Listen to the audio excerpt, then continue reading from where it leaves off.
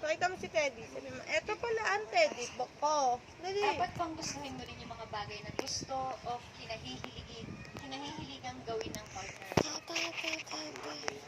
Dapat bang gustuhin mo rin yung mga bagay na gusto o hinahihiligang gawin ng partner?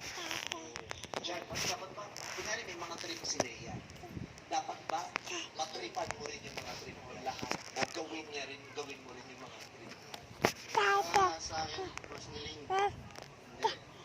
hindi ko kayaan yung sarili ko na gawin yung bagay na gusto niya. Hindi ko ibibilit na gawin yun para mapasaya siya. Sa akin, okay na yung nagagawa niya yung mga bagay na gusto niya. Same with me. Nagagawa ko rin yung mga bagay na gusto niya. Papayagan mo siyang gawin kung ano yung gusto niya.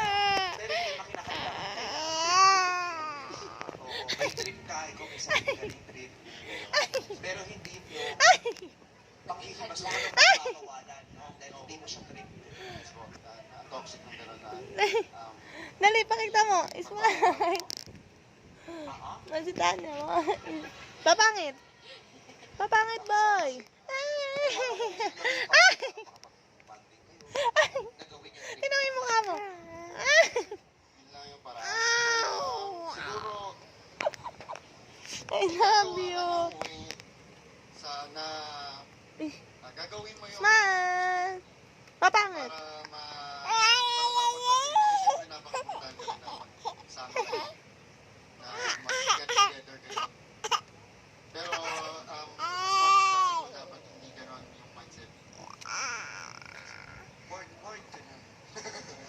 Hindi, sinasabi lang pag may sarili kayong side of the relationship. Compromise na lang. Hi ka. Ikaw naman, Ron. Hi. Hindi dapat, pero gagawin mo rin tayo. Hi.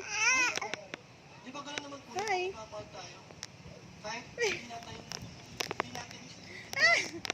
sa bagay na yun, ginagawa natin yun. Gusto natin makasama yung mahal natin.